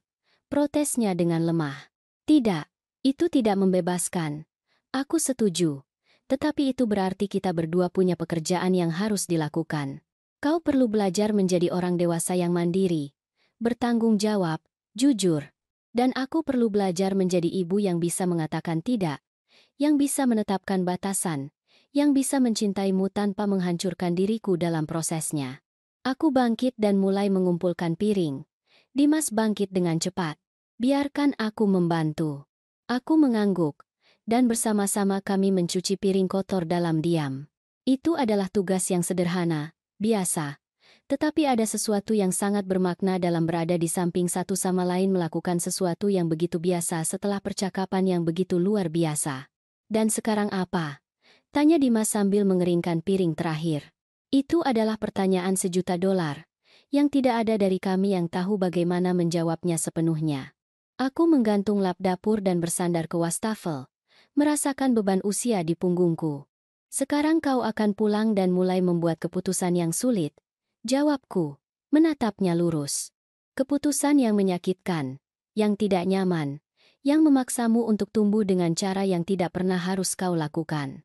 Dimas meletakkan piring terakhir di lemari dan berbalik ke arahku dengan ekspresi cemas. Bagaimana? Yang mana? Beri aku contoh konkret karena jujur aku tidak tahu harus mulai dari mana. Pratheline friends wait. Kerentanannya tulus. Dan untuk pertama kalinya dalam percakapan ini, aku melihat kilasan pria yang mungkin dia jadi jika dia benar-benar berusaha. Pertama, kau mendapatkan pekerjaan penuh waktu. Tidak ada lagi alasan merek pribadi atau proyek lepas yang tidak pernah terwujud. Pekerjaan nyata, dengan jam kerja tetap, dengan bos, dengan tanggung jawab. Tapi Bu, aku sudah 35 tahun. Kebanyakan perusahaan ingin orang yang lebih muda, dengan pengalaman terbaru yang lebih. Aku memotongnya. Mengangkat tangan. Itu alasan, Dimas. Alasan yang aku izinkan kau gunakan selama bertahun-tahun. Kenyataannya adalah ada pekerjaan yang tersedia untuk orang dari segala usia. Mungkin itu bukan pekerjaan impian. Mungkin gajinya tidak seperti yang kau inginkan. Tetapi itu ada. Aku berjalan kembali ke ruang tamu dan dia mengikutiku. Kedua, kau mengurangi pengeluaranmu secara drastis. Apartemen yang kau miliki dengan sewa 800 sebulan itu terlalu mahal untuk seseorang yang menghasilkan 1. Aku duduk di sofa, merasakan kelelahan kembali menyerangku. Cari tempat yang lebih murah, cari teman sekamar yang membayar bagiannya, atau bahkan pertimbangkan pindah ke kamar kos. Egomu akan menderita, tetapi ekonomimu membutuhkannya. Dimas duduk di depanku. Kali ini di lantai dengan kaki bersila seperti yang biasa dia lakukan ketika masih kecil. Itu berarti melepaskan ruangku, privasiku. Suaranya meredup ketika dia melihat ekspresiku. Kenyamananmu. Aku menyelesaikan kalimat itu untuknya. Ya, Dimas. Itu berarti melepaskan kenyamanan yang seharusnya tidak pernah kau miliki sejak awal tanpa mendapatkannya sendiri. Itu berarti hidup sesuai dengan kemampuanmu yang sebenarnya, bukan sesuai dengan kemampuan yang aku ciptakan secara artifisial untukmu. Aku menghela napas dalam-dalam. Ketiga, dan ini mungkin yang paling penting, kau perlu pergi ke terapi. Kau perlu berbicara dengan seorang profesional tentang dinamika yang kita kembangkan ini, tentang hubunganmu dengan uang, tentang bagaimana membangun identitas yang tidak bergantung padaku. Dia membuka mulutnya untuk memprotes, mungkin untuk mengatakan bahwa terapi itu mahal, tetapi dia berhenti. Dia belajar, perlahan, untuk tidak mencari alasan segera. Aku tahu terapi membutuhkan uang yang tidak kau miliki. Aku melanjutkan sebelum dia bisa mengatakan apa-apa. Tetapi ada klinik komunitas dengan biaya yang disesuaikan berdasarkan pendapatan. Ada kelompok dukungan gratis. Ada sumber daya jika kau benar-benar mencarinya. Aku membungkuk ke depan. Dan keempat, kau perlu membuat inventaris jujur tentang hidupmu. Semua yang kau miliki, semua yang aku belikan untukmu, semua yang kau dapatkan dengan uangku. Dan kau mulai menjual apa yang tidak kau butuhkan. Mobil yang akan ditarik itu, jual sebelum mereka mengambilnya. Gunakan uang itu untuk menstabilkan dirimu. Pakaian bermerek yang hampir tidak kau pakai. Jual secara daring. Gadget teknologi mahal. Sama. Dimas menatapku dengan mata yang semakin lebar, seolah setiap kata adalah pukulan. Ibu memintaku untuk menyingkirkan segalanya. Aku menggelengkan kepala. Aku memintamu untuk membedakan antara apa yang kau butuhkan dan apa yang kau inginkan. Antara yang penting dan yang berlebihan. Dan ibu? Tanyanya tiba-tiba. Apa yang akan ibu lakukan? Ibu bilang kita berdua punya pekerjaan yang harus dilakukan. Itu adalah pertanyaan yang adil. Aku akan melakukan sesuatu yang seharusnya aku lakukan puluhan tahun yang lalu. Aku akan belajar hidup untuk diriku sendiri. Aku melihat kebingungan di wajahnya. Apa artinya itu? Aku menyesuaikan diri di sofa, mencari kata-kata yang tepat. Itu berarti aku akan mencari pekerjaan. Ya, tetapi kali ini aku akan memilih sesuatu yang tidak akan menghancurkanku. Aku lebih memilih menghasilkan lebih sedikit dan mempertahankan martabatku daripada kembali menempatkan diriku dalam situasi di mana seseorang dapat mengambil keuntungan dariku. Suaraku menjadi lebih tegas. Itu berarti aku akan mulai melakukan hal-hal untuk diriku sendiri. Hal-hal kecil pada awalnya. Mungkin melanjutkan melukis yang aku tinggalkan ketika ayahmu meninggal. Mungkin mengambil kursus komputer yang selalu aku inginkan tetapi tidak pernah bisa karena terlalu sibuk bekerja untukmu. Itu berarti aku akan belajar mengatakan tidak tanpa merasa bersalah. Tidak hanya kepadamu, kepada semua orang. Kepada orang-orang yang meminta bantuan. Berasumsi bahwa aku punya waktu tak terbatas. Kepada kewajiban yang aku terima meskipun melelahkanku. Kepada harapan yang orang lain letakkan padaku dan yang aku terima sebagai milikku sendiri. Dimas memproses setiap kata dalam diam. Dan kita?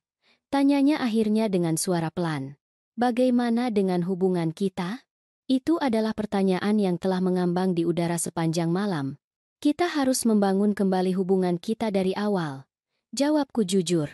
Hubungan yang kita miliki didasarkan pada uang, ketergantungan, dan setengah kebenaran. Hubungan itu sudah mati, Dimas. Itu mati saat aku membatalkan transfer itu. Aku melihat rasa sakit di wajahnya tetapi aku melanjutkan. Tetapi kita bisa membangun sesuatu yang baru. Sesuatu yang didasarkan pada kejujuran, rasa hormat, dan batasan yang sehat. Itu tidak akan mudah. Akan ada saat-saat di mana kau ingin aku kembali menjadi ibu yang dulu. Akan ada saat-saat di mana aku ingin mengalah agar tidak melihatmu menderita. Tetapi aku tidak bisa kembali menjadi orang itu. Suaraku sedikit bergetar. Siti yang berkorban sampai menghilang itu. Wanita itu sudah tidak ada lagi. Dia mati di kantor itu ketika aku akhirnya mengatakan cukup. Yang tersisa sekarang adalah seorang wanita berusia 61 tahun yang mencoba mencari tahu siapa dirinya di luar perannya sebagai ibu penyedia. Dan aku butuh kau menghormati itu, Dimas. Aku perlu kau mengerti bahwa ketika aku mengatakan tidak, itu bukan karena aku tidak mencintaimu. Itu karena aku akhirnya mencintai diriku sendiri cukup untuk menetapkan batasan. Endestonon. Bear. Dimas merangkak lebih dekat dan kali ini dia mengulurkan tangan, meraih tanganku dengan lembut. Aku telah kehilangan begitu banyak waktu, Bu.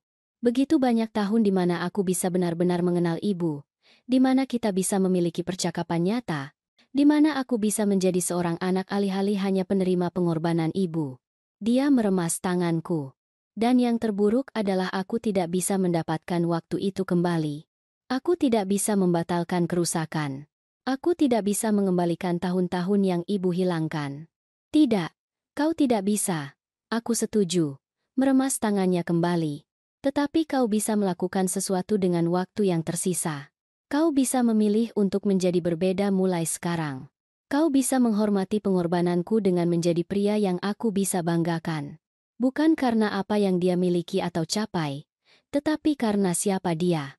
Aku menatapnya dengan intensitas. Kau mengerti perbedaannya? Aku tidak ingin kau sukses untuk memvalidasi pengorbananku. Aku ingin kau menjadi orang yang baik, jujur, pekerja keras, penyayang. Hanya itu yang benar-benar penting. Dimas mengangguk. Air mata mengalir deras di wajahnya. Aku akan mencoba, Bu. Aku akan mencoba setiap hari. Aku tahu aku akan gagal kadang-kadang. Aku tahu itu akan sulit. Tetapi aku berjanji aku akan mencoba.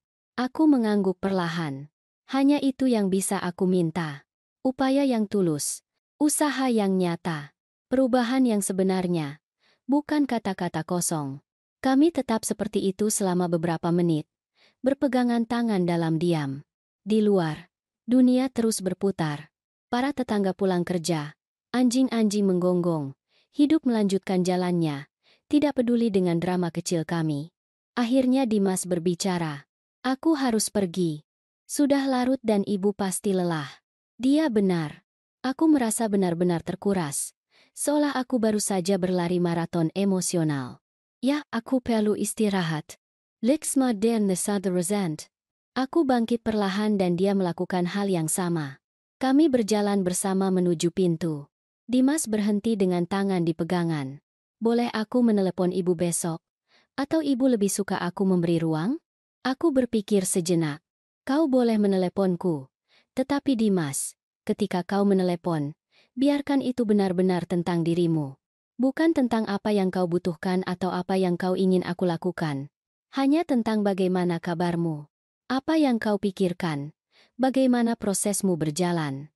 Comling log bees a very cold demands. Dia mengangguk. Aku akan melakukannya. Aku janji. Dia membuka pintu. Tetapi sebelum keluar, dia berbalik untuk terakhir kalinya. Bu, aku tahu kata-kata tidak cukup, tetapi aku perlu mengatakannya. Aku minta maaf. Aku benar-benar menyesali semuanya. Aku minta maaf karena mengecewakan ibu. Aku minta maaf karena tidak melihat. Aku minta maaf karena begitu egois. Suaranya pecah. Dan yang terpenting, aku minta maaf ibu harus menderita begitu banyak karenaku. Cortland is no one.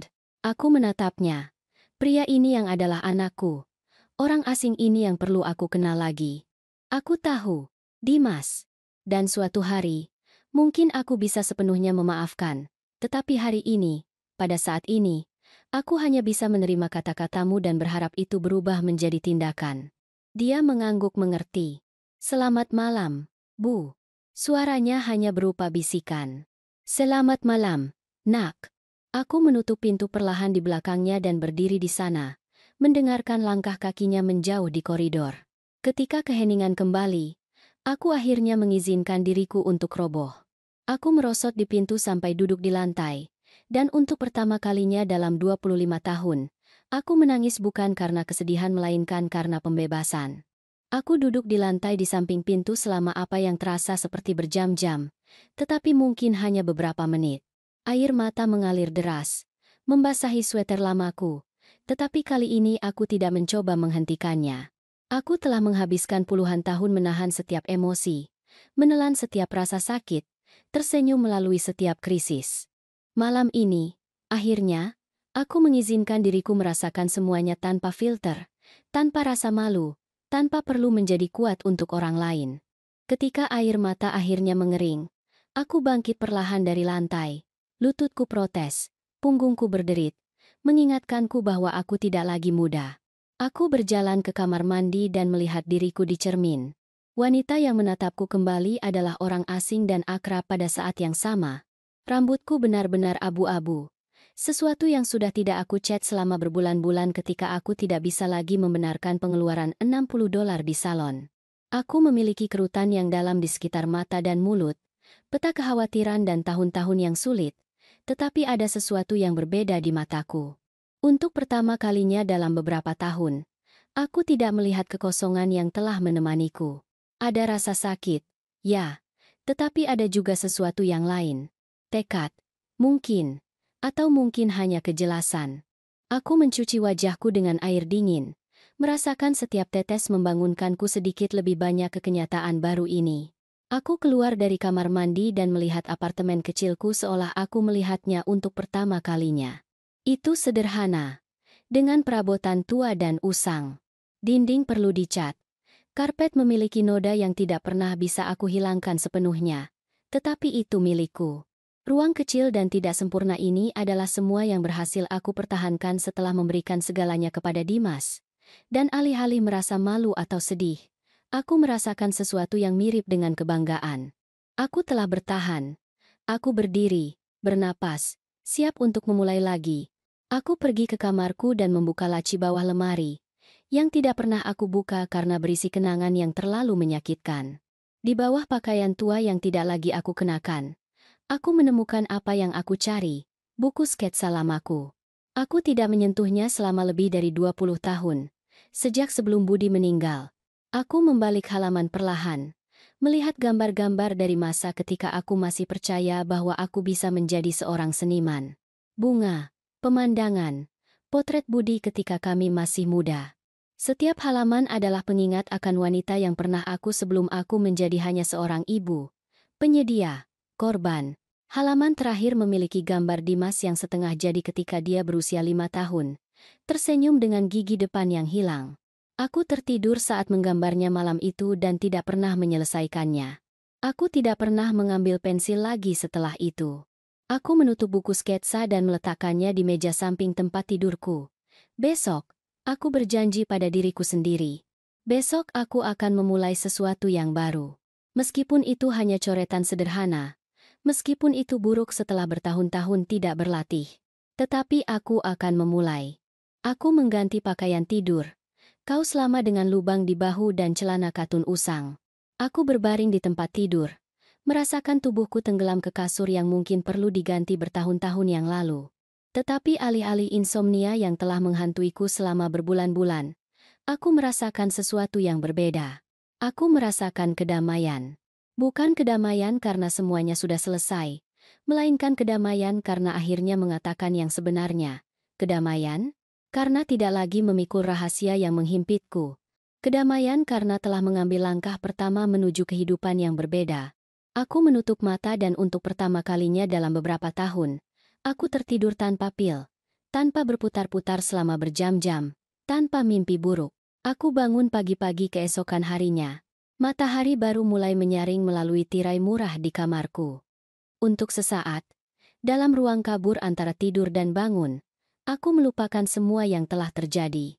Tetapi kemudian ingatan kembali seperti gelombang, konfrontasi dengan Dimas, kebenaran yang terucap, air mata yang tumpah. Aku mengharapkan rasa penyesalan, Beban rasa bersalah keibuan yang akrab yang selalu membuatku ingin menarik kembali batasan apapun yang aku coba tetapkan. Tetapi itu tidak datang. Sebaliknya, aku merasakan sesuatu yang hampir menyerupai harapan. Aku bangkit, membuat kopi dengan sisa gram terakhir yang aku miliki, dan duduk di dekat jendela. Di luar, dunia terbangun.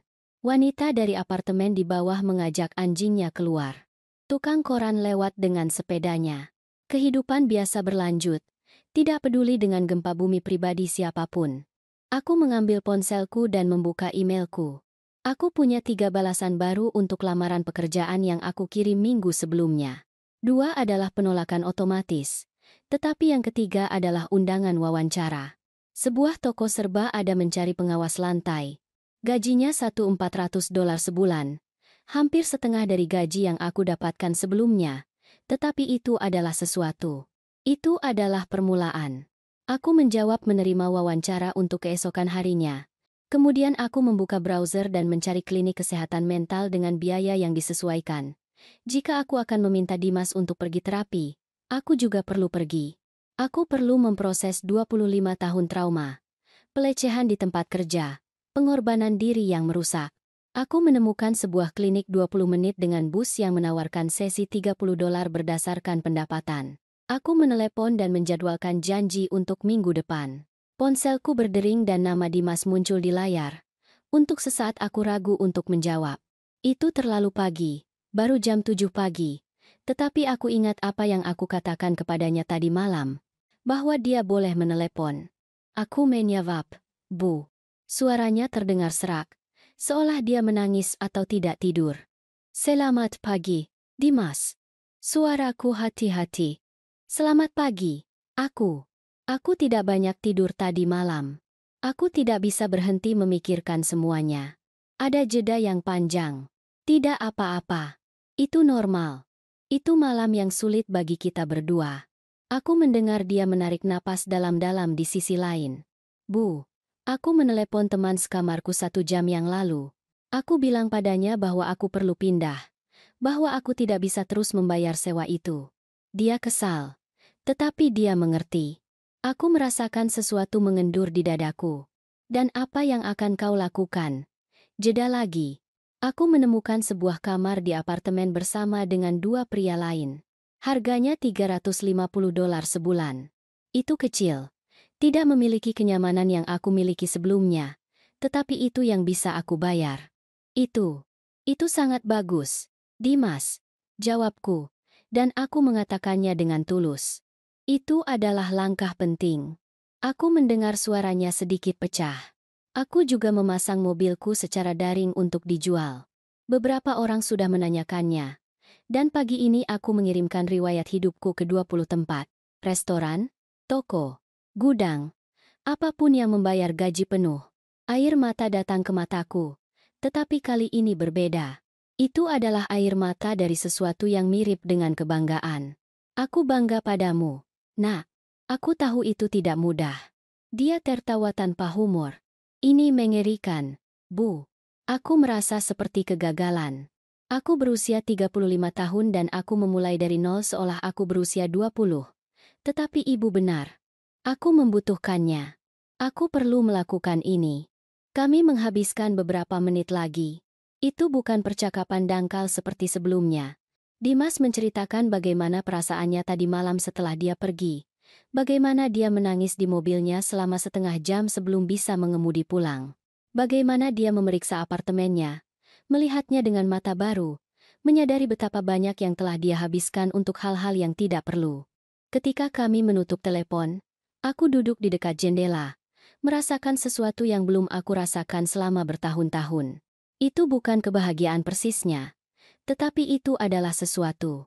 Itu adalah perasaan bahwa mungkin, hanya mungkin, segalanya bisa menjadi lebih baik, bukan dalam semalam, bukan secara ajaib, tetapi secara bertahap, dengan usaha dan kejujuran. Hari-hari berikutnya masuk ke dalam rutinitas baru. Aku pergi ke wawancara kerjaku dan aku ditawari posisi itu segera. Aku akan mulai dalam seminggu. Aku terus mengirimkan riwayat hidup ke tempat lain, berharap menemukan sesuatu yang lebih baik pada akhirnya. Tetapi untuk saat ini, Aku punya penghasilan yang terjamin.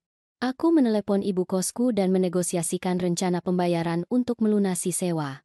Dia pengertian. Dia mengenalku selama bertahun-tahun dan tahu aku selalu bertanggung jawab. Dimas meneleponku setiap 2 hari.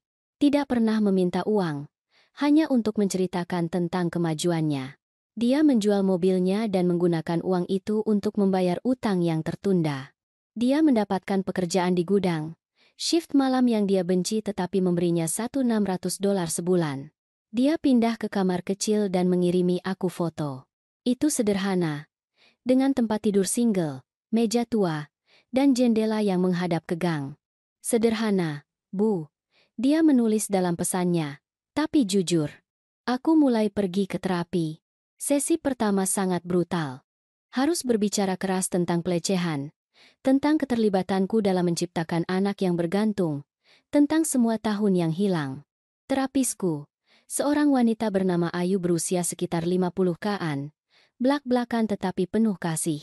Siti, katanya padaku di sesi ketiga, kau telah menghabiskan seluruh hidupmu merawat orang lain. Sekarang saatnya seseorang merawatmu, dan orang itu haruslah dirimu sendiri. Kata-katanya sangat bergema. Suatu sore, 3 minggu setelah malam yang menghancurkan itu bersama Dimas, aku mengambil buku sketsa lamaku dan pensil murah. Aku duduk di dekat jendela dan mulai menggambar. Tanganku gemetar, kaku karena bertahun-tahun tidak digunakan. Tetapi perlahan, baris demi baris, sebuah gambar mulai muncul. Itu tidak sempurna, penuh kesalahan dan goresan yang tidak yakin. Tetapi itu milikku. Itu adalah sesuatu yang aku buat hanya untuk diriku sendiri, tanpa memikirkan orang lain. 3 bulan berlalu sejak malam yang mengubah segalanya itu. 3 bulan hari-hari sulit, saat-saat di mana aku ingin menyerah dan kembali ke pola lama. Godaan untuk mengiriminya 100 kepada Dimas ketika dia meneleponku menceritakan betapa beratnya pekerjaannya. Tetapi aku tidak melakukannya. Aku tetap teguh. Bukan karena kekejaman melainkan karena cinta yang nyata. Jenis cinta yang memungkinkan orang jatuh agar mereka belajar bangkit sendiri. Pekerjaanku di toko serba ada tidak glamor.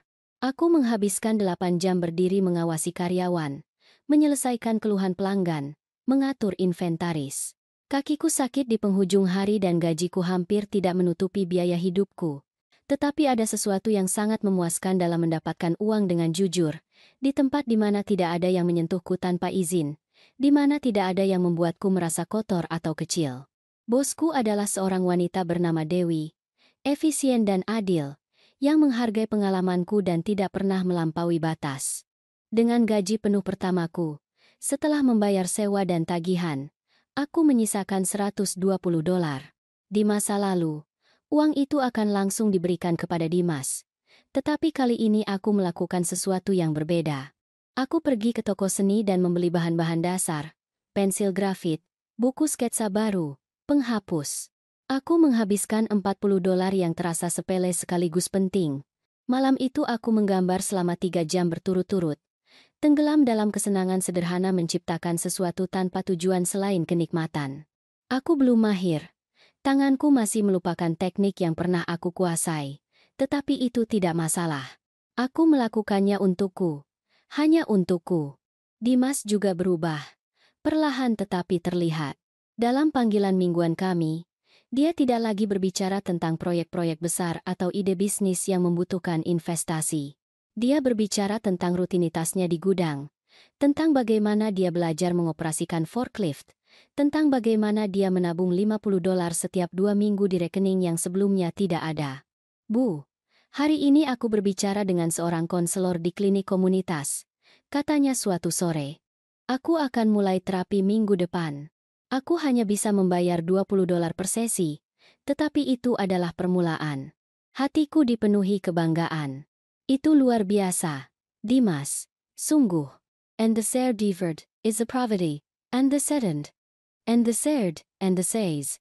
Ada jeda dan kemudian dia melanjutkan dengan suara yang lebih lembut. Aku juga ingin menceritakan sesuatu. Aku menelepon para bibi. Aku menceritakan apa yang terjadi. Aku menceritakan banyak detail tentang ibu. Itu adalah hak ibu untuk membagikannya jika ibu mau. Tetapi ya tentang diriku. Tentang bagaimana aku hidup tahun-tahun ini. tentang kebohongan, tentang semuanya. Aku terkejut. Dimas selalu sangat berhati-hati untuk menjaga citra yang sempurna di depan keluarga besar. Apa yang mereka katakan? Dia menghela napas. Bibi Ayu bilang sudah waktunya aku dewasa. Bibi Rosa sedikit menangis, tetapi bilang dia akan mendukungku. Dan Rina, tetangga ibu, dia yang paling belak-belakan. Dia bilang aku ini idiot, tetapi dia menghormati bahwa aku akhirnya melakukan sesuatu tentang hal itu. Aku tertawa lembut. Aku bisa membayangkan Rina mengatakan itu padanya dengan sempurna. Suatu hari aku menerima telepon dari pengacaraku, Joko, yang menangani kasusku melawan mantan majikanku. Siti, aku punya kabar. Katanya dengan nada hati-hati. Jantungku berdebar kencang. Bagus atau buruk? Ada jeda. Campur. Perusahaan tidak ingin melanjutkan ke pengadilan. Mereka menawarkan penyelesaian di luar pengadilan sebesar $15.000 jika kita menarik gugatan dan menandatangani kerahasiaan. $15.000. Itu adalah uang yang sangat aku butuhkan. Tetapi kerahasiaan berarti aku tidak akan pernah bisa berbicara secara terbuka tentang apa yang terjadi padaku, bahwa mantan bosku tidak akan pernah menghadapi konsekuensi nyata. Dan jika kita tidak menerima, tanyaku, meskipun aku tahu jawabannya, kita akan ke pengadilan, yang bisa memakan waktu bertahun-tahun dan tidak ada jaminan kita akan menang. Rekaman itu masih bermasalah secara hukum, tetapi akan ada catatan publik tentang tuduhan itu. I lead a visit. I lead a Westdayer. Aku memikirkan Ayu, terapisku, dan apa yang dia katakan kepadaku minggu sebelumnya. Tidak semua pertempuran dimenangkan di pengadilan. Beberapa dimenangkan hanya dengan bertahan dan membangun sesuatu yang lebih baik. Aku akan menerima penyelesaian itu, kataku akhirnya. Aku butuh uang itu untuk membangun kembali hidupku. Dan ya, menyakitkan bahwa dia tidak benar-benar membayar atas apa yang dia lakukan. Tetapi aku tidak bisa lagi memikul pertempuran ini. Aku perlu melepaskannya dan melanjutkan. Joko mengerti. Itu adalah keputusan yang valid, Siti. Dan untuk apa nilainya? Aku pikir kau sudah memenangkan sesuatu yang penting. Kau berbicara. Kau melaporkan. Kau tidak diam. Itu berarti 2 minggu kemudian, uang itu ada di rekeningku. $15.000. Aku membayar semua utangku yang tertunda. Menaruh 5.000 di rekening tabungan yang aku bersumpah tidak akan aku sentuh kecuali dalam keadaan darurat yang nyata. Dan menggunakan 2.000 untuk mengganti hal-hal mendasar yang telah aku abaikan selama bertahun-tahun. Kasur baru karena yang lama membuat punggungku sakit. Sepatu yang cocok untuk pekerjaanku. Pemeriksaan medis lengkap yang telah aku tunda selama bertahun-tahun. Sisanya aku simpan untuk hidup sambil terus bekerja dan mencari peluang yang lebih baik. Suatu sore di hari Sabtu, 4 bulan setelah percakapan yang menghancurkan itu, seseorang mengetuk pintuku. Itu Dimas. Aku tidak menduganya. Aku sudah berminggu-minggu tidak melihatnya secara langsung. Hanya panggilan rutin kami. Dia terlihat berbeda. Lebih kurus, dengan lingkaran hitam di bawah mata yang berbicara tentang kerja keras dan sedikit tidur. Tetapi juga dengan sesuatu di matanya yang belum pernah aku lihat sebelumnya. Kejelasan. Mungkin. Tujuan. Halo, Bu. Katanya sederhana. Boleh aku masuk? Aku mengangguk dan menyingkir. Dia masuk dan melihat sekeliling apartemen. Ibu membeli sofa baru, katanya. Menunjuk ke sofa kecil bekas yang aku dapatkan seharga $200. Ya, yang lama akhirnya benar-benar menyerah. It is a spot of climb on hidden in for distant. Kami duduk. Kali ini tanpa ketegangan yang menandai pertemuan terakhir kami di sini. Aku ingin bertemu ibu secara langsung untuk menceritakan sesuatu. Dimas memulai, menyatukan tangannya dengan gugup. Aku dipromosikan di gudang. Sekarang aku pengawas shift. Aku menghasilkan $2.100 sebulan. Senyum tulus melintas di wajahku. Dimas, itu luar biasa. Dia mengangguk, tetapi ada lagi. Dan aku juga ingin memberikan ini kepada ibu. Dia mengeluarkan amplop dari jaketnya dan meletakkannya di atas meja kopi di antara kami. Aku melihatnya tanpa menyentuhnya. Apa itu? Suaranya sedikit bergetar. $500. Aku tahu itu jumlah yang konyol dibandingkan dengan semua yang aku berutang kepada ibu. Dengan tahun-tahun uang yang ibu berikan kepadaku. Tetapi itu yang bisa aku tabung dalam 4 bulan ini tanpa mengorbankan diriku, tanpa menempatkan diriku pada risiko tidak bisa membayar tagihanku. Think life it is no distant. It's foreign for the life. Air mata datang ke mataku. Dimas. Dia mengangkat tangan. Tolong. Biarkan aku selesai. Aku tidak memberikan ini karena aku pikir aku akan bisa mengembalikan semuanya. Aku tidak akan pernah bisa. Tetapi aku ingin ibu tahu bahwa aku menghargainya, bahwa aku mengerti nilai uang sekarang. Pengorbanan di balik setiap dolar. $500 ini mewakili shift ekstra, jam tidak keluar dengan teman, makan sederhana, mengatakan tidak pada hal-hal yang aku inginkan tetapi tidak aku butuhkan. Suaranya pecah. Dan aku ingin ibu memilikinya. Bukan sebagai pembayaran utang yang tidak akan pernah bisa aku lunasi, tetapi sebagai simbol bahwa aku berubah, bahwa pengorbanan ibu tidak sepenuhnya sia-sia. Aku mengambil amplop itu dengan tangan gemetar. Bukan uang yang penting, meskipun jujur itu akan membantuku. Itu adalah apa yang diwakilinya. Itu adalah Dimas yang akhirnya mengerti, akhirnya mengambil tanggung jawab, akhirnya menjadi pria yang selalu aku harapkan dia bisa menjadi. Terima kasih, bisikku. Tidak hanya untuk uangnya, tetapi untuk usaha di baliknya, untuk perubahan yang diwakilinya. Kami duduk dalam diam sejenak. Keheningan yang nyaman, sangat berbeda dari keheningan tegang di masa lalu. Mau kopi? Tanyaku akhirnya. Aku suka sekali. Aku membuat kopi untuk kami berdua.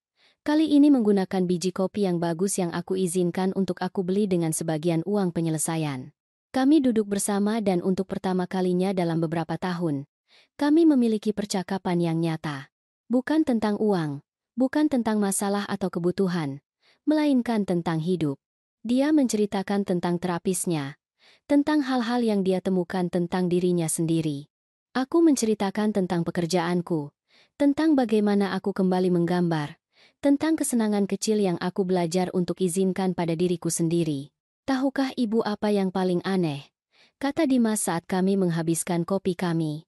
Aku lebih miskin sekarang daripada sebelumnya. Aku tinggal di kamar kecil, bekerja di gudang, hampir tidak punya uang untuk keluar. Tetapi aku merasa lebih kaya daripada ketika aku memiliki segalanya. Dia menatapku langsung. Karena sekarang semua yang aku miliki adalah milikku. Aku mendapatkannya sendiri. Tidak ada kebohongan. Tidak ada uang yang ternoda oleh penderitaan ibu. Itu jujur. Dan itu bernilai lebih dari apartemen mewah atau mobil baru manapun. Aku mengangguk perlahan. Kau belajar pelajaran yang butuh 61 tahun bagiku untuk dipelajari. Bahwa kekayaan sejati tidak terletak pada apa yang kau miliki, melainkan pada bagaimana kau mendapatkannya dan siapa dirimu dalam prosesnya. Dia bangkit untuk pergi setelah beberapa jam. Di pintu, dia ragu sejenak dan kemudian memelukku. Bukan pelukan cepat dan otomatis seperti sebelumnya, melainkan pelukan yang nyata, lama, penuh makna. Aku mencintai ibu, dan aku minta maaf. Aku akan terus mengatakannya dan membuktikannya selama sisa hidupku. Aku memeluknya kembali, merasakan sesuatu yang telah rusak di dalam diriku mulai sembuh. Ketika dia pergi, aku berdiri di dekat jendela, melihatnya berjalan menuju bus. Dia tidak lagi punya mobil. Dia telah menjual semua yang berlebihan. Tetapi dia berjalan dengan kepala tegak, dengan tujuan dalam langkahnya yang belum pernah dia miliki sebelumnya. Malam itu, sebelum aku tidur, aku merenungkan semua yang telah berubah. Aku masih tidak punya banyak uang. Aku masih bekerja keras. Masih ada hari-hari sulit di mana tubuhku sakit dan kekhawatiran muncul. Tetapi untuk pertama kalinya dalam puluhan tahun, aku merasa ringan. Aku merasa bebas. Bebas dari kebohongan, dari rahasia, dari pengorbanan diri yang merusak. Bebas untuk menjadi hanya Siti, bukan hanya ibu, bukan hanya penyedia, tetapi seorang wanita utuh dengan kebutuhan dan keinginan sendiri. Terkadang keluarga bukanlah yang memiliki darah yang sama, melainkan yang memberikan rasa hormat. Dan terkadang cinta terbesar bukanlah memberi segalanya, melainkan mengajari orang yang kita cintai untuk mandiri. Terima kasih sudah mendengarkan ceritaku. Jika kau suka, jangan lupa subscribe agar tidak ketinggalan video berikutnya.